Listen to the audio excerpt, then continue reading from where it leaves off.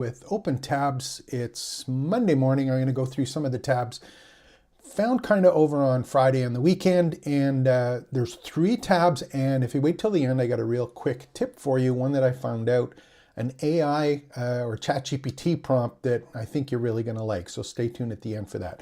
And of course, if you haven't already, make sure to like and subscribe to the channel for me to carry on and keep these tabs coming every week. And again, if you're interested in joining our community, it's trainingsites.io. So let's get started today and take a look at what we're going to work at.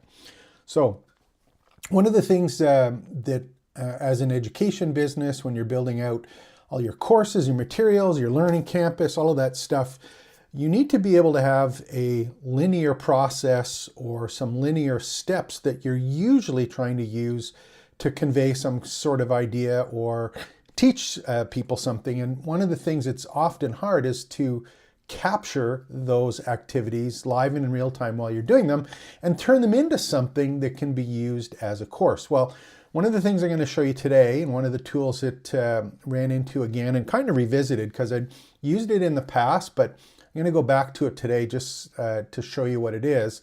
And this one is actually called Tango, and it's tango.us. And this one's interesting because what it is it allows you with a little Chrome extension, or it'll work on Edge as well, as it basically allows you to follow the use of what you're doing on your computer screen, capture the narrations and organize it so it can be like a standard operating procedure, something along those lines. So it allows you to basically give the step-by-step plan so that someone could follow it. So instead of writing, instructions or having something with writing some text, taking a screenshot, trying to organize it, explain what's on the screenshot, this is something that allows you to do it quickly and easily right off the start, just using your browser. So to give you an idea what happens, if you just follow here, free extension, it's free to join. I think they have a free account to get started, and then they have some other ones. Yeah, it's free. So workflows, 15 shared workflows, $20 for the pro with unlimited ones. And it just allows you to capture stuff. So this one is a really cool tool if you are trying to make use of what you're doing on a regular basis and actually teaching that as you go and be able to really take advantage of the actual stuff that you do during the day. So that's tango.us, and of course I put the links below for you to go take a look at those. So here's the next one. I just want to talk about this before I show it to you. Big fan obviously of ChatGPT and learning how to use it in terms of adding prompts or being able to have a chat with it in a way that makes sense to get the output that I want. And for most of the time, the output that I end up putting in as a course creator or someone building an education business is I'm looking, how do I get ChatGPT to give me something that I can use as output? What I mean by that is it's writing email copy, it's writing sales copy, it's trying to give me 25 niche marketing ideas or phrases to use. But really the chats or the prompts that I'm giving it are trying to give me some information that I can use in some kind of marketing thing or course content. Obviously we create course content with it. But ChatGPT, for the most part, when we're using it, it's something that we're using to get output from that we can give or use to someone else. So that can be a bit of a problem if you're actually trying to do research and spend a lot of time putting together the thoughts or the ideas before you go to ChatGPT. So there is another tool I want to share with you. There's actually 2 tools for this kind of thing that are AI related, but this is the first one, and this one is actually called Perplexity .ai. Now, think of it this way. Perplexity is kind of a step in between a search engine and an AI tool. And what I mean by that is I think, is better at giving us answers to our questions, not giving us the output that we're going to use in a marketing perspective. The other thing that this does really well is it allows us to input some of our content in the form of attachments that allow us to give context to the searches and the requirements that we want. Again, this one's free to sign up. They do have a free and a paid version. Go ahead, take a look at it. And I think the easy way to think about this, maybe to play around with it, is I'm just going to go to the blog here for a second. Again, you can sign up for free on this one. I'm going to go to the FAQ.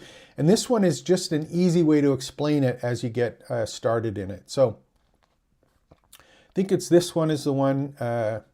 Yeah, so what should you use it for? This one is much better about answering questions, and it allows you to summarize articles and web pages. So this is one that is looking at other people's content and various pieces of content and putting it together in depth. So I think this one's going to be a great one for using things like creating syllabuses, course content, and it gives you a far more rounded out background of information that you can use before you create a syllabus, before you create a course lesson, before you add a topic.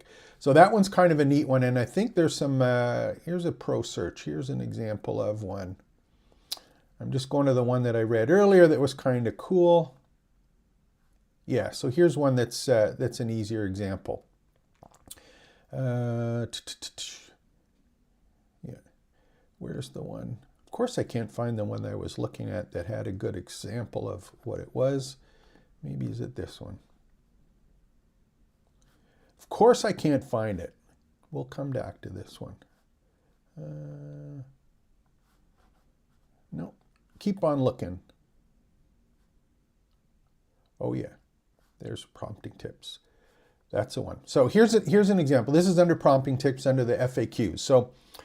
So it's asking you, I'm a product manager and I need a summary of all the market trends for electric bikes in the US.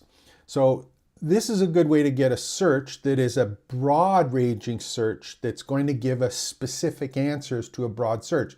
Now, if I went to search on Google for this, I may get links to 7 billion different sites and 7 billion stats, but it's not condensed down.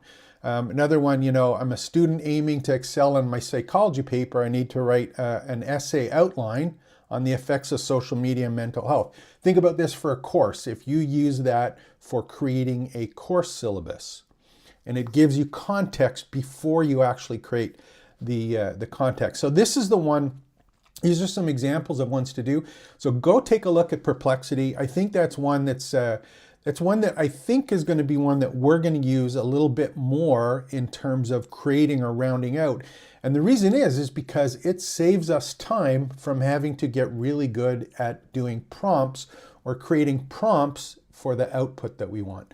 I think one of the things when I first started using ChatGPT, I actually purchased someone, I guess was an early adopter, but they had an actual listing of like 1,000 prompts to use at ChatGPT. So finding the prompt out of 1,000 or taking 7 of those prompts to turn it into one prompt, or figuring out what prompts work best for a particular area can be very, very cumbersome. And frankly, it can be disheartening because you may use up all of your prompts asking all of these things and not being able to get the answer or the output that you wanted.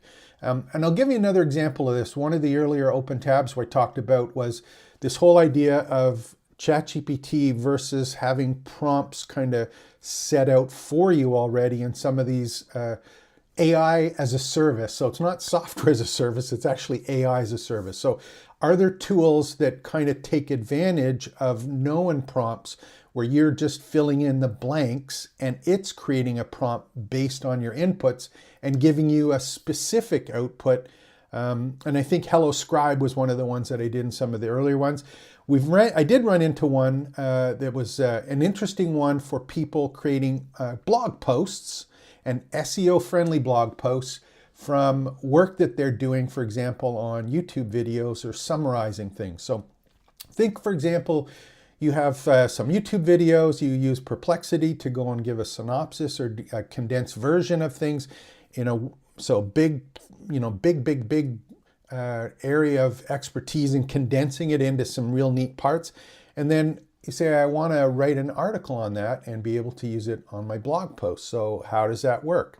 Well, let's go take a look at this next tool, which is called SEO Writer. or SEO Writing, that's right, SEOwriting.ai. Now, this one, again, has a free one to start off with.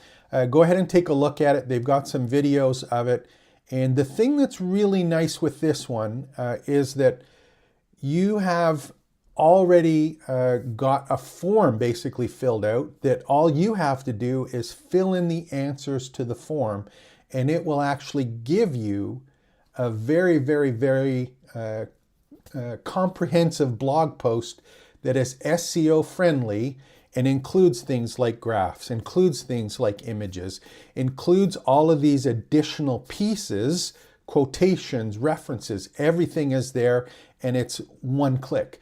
So if you wanted to do this, perhaps if you were thinking about, hey, I'm going to do this and do it from ChatGPT, you might have to take 15 or 20 prompts to get all of these pieces in place. You may have to go to another tool, for example, to get some images created, whether they be stock photos or let's say they're generated ones or GIFs or things like that. What this one does is it allows you to actually create the full post, and I think they have 3 sizes, like a small, medium, and large, and you can do, I've seen posts up, 5,000 to 6,000 words. So these are large, comprehensive posts that allow you to basically get great articles or blog posts ready for you. So a couple things are looking, one blog post or bulk articles. What it's going to do is going to ask you to go through the different steps, all the core settings and things to take advantage of. And then the last one is it's going to generate them, and you're going to get a full complex post for you.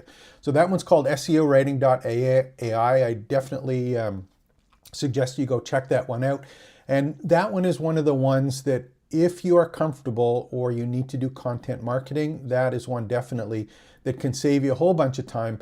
And again, just do the free one to get started. I put all the links below for all these tools. So if you haven't had them a chance to look at them yet, certainly go and check the descriptions below for these, and like and subscribe for as well. Now, I said at the beginning that I was going to leave you with one kind of little takeaway at the end. And I do watch YouTube in the morning for about a half hour.